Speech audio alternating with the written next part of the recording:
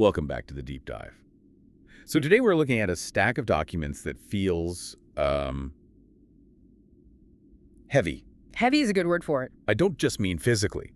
Though the report from Cult we're using, Social Media Faces Historic Trial for Addictive Design, is pretty dense. Yeah. I mean, what it all represents.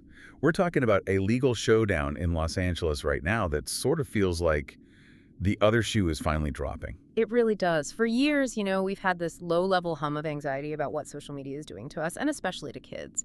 But now, all that anxiety, it's been filed into a docket number in court. And just to frame this for everyone listening, because I know our audience follows tech policy pretty closely, this isn't your standard antitrust case. No, not at all. This isn't the government suing Google for being a monopoly. This is a jury trial. It involves families, real people. And the accusation isn't about market share. It's about addictive design. That distinction is it's everything here. What we're looking at is a bellwether trial. We have, roughly 1,600 families nationwide who filed suits. 1,600? Yeah. And they're all claiming these platforms, Instagram, YouTube, TikTok, you name it, basically destroyed their children's lives. But you can't try 1,600 cases at once. So the court picks a few test cases to go first. Right. And what happens in this LA courtroom starting next week, it basically sets the price tag and the legal standard for everyone else. The bellwether. It's a great term. It basically means, let's see what a jury thinks of this one specific case. And that tells us if the other 1,599 are worth billions or nothing. Precisely. And the specific case, the bellwether we're diving into today, involves a plaintiff known in the court docs only as KGM. Okay, let's unpack the human side first, because usually when we talk about big tech regulation, it feels very abstract. It's lawyers arguing about algorithms. Yeah. But KGM isn't an abstraction. Who is she? KGM is a 20-year-old woman, but the lawsuit isn't really about who she is now, it's about who she was. Her digital timeline, which is laid out in the complaint. It's honestly a bit terrifying when you see it on paper. How so? She started watching YouTube at age 6. 6? Yeah. That just stops me in my tracks. I mean, I watched cartoons at 6, but I wasn't interacting with an algorithm that was learning my preferences. That's the entire difference. She joined Instagram at 11, Snapchat at 13, and then TikTok at 14. This is the first generation to grow up on that specific, escalating ladder of engagement. And her allegation is what? That these apps didn't just entertain her. She claims they led her into a spiral of anxiety and depression, triggered body dysmorphia, and, just wrecked her self-esteem. But here's where I have to play devil's advocate for a second. We've heard these stories before. The internet made me sad. Usually the counter-argument is, well, turn it off. Or, where were the parents? Right. Why does KGM think she has a legal claim here? Because she isn't suing because she saw a mean comment. She's suing because she claims she couldn't turn it off. Her lawsuit specifically targets the mechanics of the apps. Mechanics? Yeah, autoplay and infinite scrolling. She's arguing that the design itself fueled a compulsive behavior, an addiction that bypassed her willpower. So the argument is that the app itself is designed to override your personal stop button. Yes, exactly. And if you want to understand the severity of this, we really have to look at the other case mentioned in our source material, the story of Annalee Schott. Okay. This is where the abstract legal arguments just hit a wall of reality.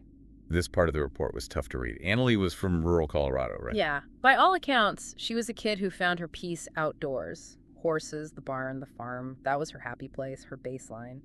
But the lawsuit describes her being drawn into a dark world through her phone. And dark world isn't just a metaphor here. No. At 18, the algorithm on her TikTok For You page allegedly served her a video of a live suicide. Oh, wow. The suit claims this just pushed her existing mental health struggles to a breaking point. And the detail that really illustrates the addiction aspect is her mother's reaction. Lori Schott didn't just tell her to get off the phone. She had to physically hide Annalee's smartphone in the car to keep her away from it. That's the detail that sticks with me. It's not a toy at that point. No. It's a substance. Tragically, Annalee died by suicide in 2020.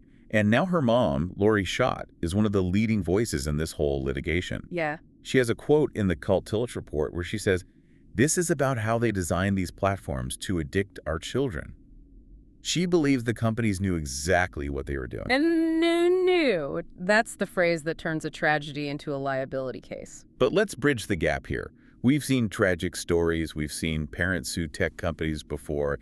Usually they hit a brick wall called Section 230. The infamous Section 230. So why hasn't this case been thrown out already? This is where the legal strategy gets fascinating. I mean, most of our listeners know Section 230, it's the federal law that says platforms aren't liable for what users post. If I post something libelous, you sue me, not the platform. Right, it's their shield. Right. We're just the bulletin board. Don't blame us for the flyers. But the lawyers for KGM and the other families, led by people like Matthew Bergman from the Social Media Victims Law Center, are trying a flank maneuver. They're not suing about the content. They aren't saying you showed KGM a bad video.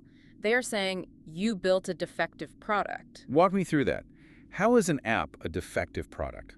They're using product liability law, the same laws you'd use if a toaster exploded or a car had brakes that didn't work. The argument is that features like infinite scroll, the lack of real age gating, constant push notifications, that's all negligent design. So they're saying the companies failed to take reasonable steps to prevent foreseeable harm. Precisely. They're arguing that an algorithm that serves a vulnerable teen suicide content is the digital equivalent of a car with a gas tank that explodes on impact. The business decisions created the danger. So they're trying to circumvent Section 230 by not talking about speech at all. Exactly. They're complaining about the delivery mechanism. That is a very, very narrow needle to thread. It is, but it's getting traction. Matthew Bergman makes a comparison that I think we really need to sit with for a second. He compares this moment to the early days of asbestos litigation. Whoa. Asbestos. That feels extreme. I mean, asbestos causes cancer. It kills you. Social media is. It's communication. Is that really a fair parallel? It sounds extreme, but legally the parallel is about failure to warn and hidden knowledge. In the asbestos cases, the turning point wasn't just proving it was bad, it was proving the companies knew it was bad and hid the data. I see. Bergman is betting that discovery in these cases will reveal internal documents, emails, memos, test results, showing that Meta and Google knew their engagement features were harming kids, but kept them anyway to drive revenue. The tobacco moment. The moment the internal memo leaks saying, we know this is addictive. Exactly that. If they find that smoking gun, the asbestos comparison holds up. So who is actually staring down this jury next week? The report mentions the big players, but not all of them are actually going to court. Right. So originally the docket listed Meta, which is Instagram and Facebook, Google for YouTube, TikTok, and Snap. But just days before the trial was set to start, Snap and TikTok reached a settlement with KGM. Interesting. So they folded. Folded might be strong, but they certainly calculated that the risk of a jury verdict was too high. The terms are sealed, so we don't know the dollar amount, but they are out of the line of fire for this bellwether. Which leaves Meta and Google standing alone at the defense table? And from what I've read in the Coulter report, they are not settling. They're digging in their heels. Stephanie Otway from Meta is quoted saying they've spent a decade making meaningful changes, like teen accounts and supervision tools. And Google's rep, Jose Castañeda, said safety is the cornerstone of their work. Their defense is going to be aggressive. And frankly, they have some very powerful legal tools that might just dismantle the plaintiff's whole defective product theory. Okay, let's get into that. Because if I'm Meta's lawyer, I'm not just going to say, we tried our best. I'm going to attack the entire premise of the lawsuit. What's their opening move? Their first move is to drag Section 230 right back into the room. They'll argue causation. They'll say, okay, you claim the infinite scroll is the problem, but what actually upset the plaintiff, it was the video of the suicide, it was the image of the body. I see. They'll try to prove that you can't separate the design from the content.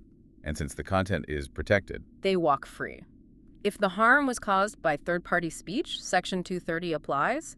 The plaintiffs have to prove the scroll button itself caused the harm, independent of what was on the screen. And that is very, very hard to do. It sounds like a semantic nightmare for the jury.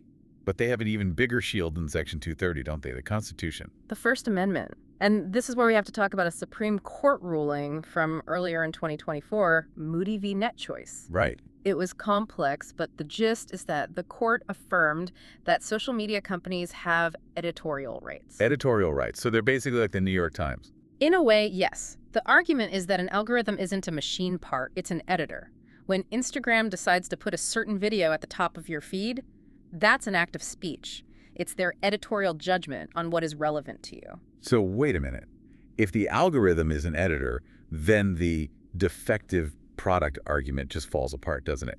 You can't sue a newspaper for product liability because they put a depressing story on the front page. Exactly. That is the tension right there. Meta will argue, we have a First Amendment right to arrange content how we see fit. You can't use product liability laws to regulate our speech. And if the jury buys that argument? If the jury buys that the algorithm is speech, not a product feature, the plaintiffs lose. Wow, that is a wild clash of concepts. Is it a broken brake pedal or is it a newspaper editor? And if that wasn't complicated enough, there's a third hurdle the plaintiffs have to clear. And honestly, this might be the highest one. They have to prove addiction. Which brings us back to definitions. I mean, we all throw that word around casually. I'm addicted to this show. I'm addicted to coffee. But in a courtroom, does social media addiction actually exist? Medically, no. The report cites Eric Goldman, a law professor at Santa Clara University, who points out a massive problem for the plaintiffs. What's that? The medical community, specifically the DSM-5, that's the manual used to diagnose mental disorders, it does not recognize social media addiction as a clinical diagnosis. So the defense can just stand up and say, ladies and gentlemen of the jury, they are suing us for causing a disease that literally doesn't exist. Effectively, yes. Or they'll pivot to what's called the social compulsion argument. They'll argue that KGM wasn't addicted to the platform. She was addicted to communicating. You aren't addicted to the telephone. You're addicted to talking to your friends. Exactly. They'll say, humans are social creatures. Teens want to know what their friends are doing. That's not a product defect, that's just human nature. If they can frame it as a social drive, not a chemical dependency caused by the app, they break the link to negligent design. It's fascinating because we all feel like it's an addiction. We feel that dopamine hit. But proving that in a court of law against a team of billion-dollar lawyers is a whole different beast. And that's why this trial is so important. It's going to force a legal decision on these definitions we've been using so loosely for years. So let's look at the end game. What are the stakes here? If KGM and the families win, obviously there's a lot of money involved. But is this just about getting a settlement check? Well, Benjamin Zapersky from Fordham Law suggests the money is actually secondary. I mean, sure, if they win, the settlements for 1,600 families could be in the billions. But the real goal is likely what's called a consent decree, or a massive settlement that includes conduct remedies. Meaning they want to force the companies to change the code itself. Yes. They want an outcome where Meta and Google are legally required to alter their practices. Maybe that means infinite scroll is banned for users under 18. Maybe autoplay is off by default. So it's like the tobacco parallel again. It's not about banning cigarettes. It's about forcing them to put the warning label on the box and stopping them from advertising to kids. Exactly right. And frankly, just getting the internal documents into the public record might be enough to trigger legislation. If we see emails where executives are saying, we know this feature makes kids depressed, but it increases revenue by 10%, so keep it, well, that gives politicians all the cover they need to pass federal safety laws. That's the real asbestos moment, the exposure of the lie. Right. It rips the mask off, it stops it being an accident, and starts looking like a choice. It really feels like we're at a pivot point. For the last 15 years, we've just sort of accepted that the internet works this way.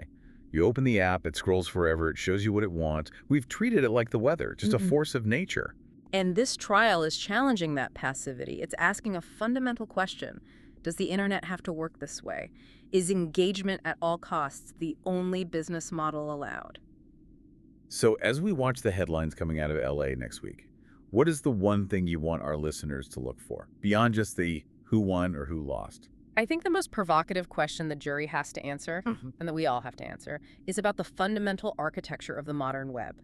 If this jury decides that infinite scrolling is negligent design, think about what that actually means. It means the core mechanic of almost every modern app is illegal. Exactly. If the mechanism that keeps you on the app is deemed a defect, do the apps we use every single day fundamentally break? If you remove the addictive, friction-free design from TikTok or Instagram, is there even a business model left? Or are we looking at the end of the attention economy as we know it? It's a staggering thought. The idea that the most profitable machine in human history, the attention economy, might be ruled defective by 12 people in a Los Angeles courtroom. A trial for the soul of the internet. You could say that. We will be watching this one very, very closely. Thank you for helping us break this all down.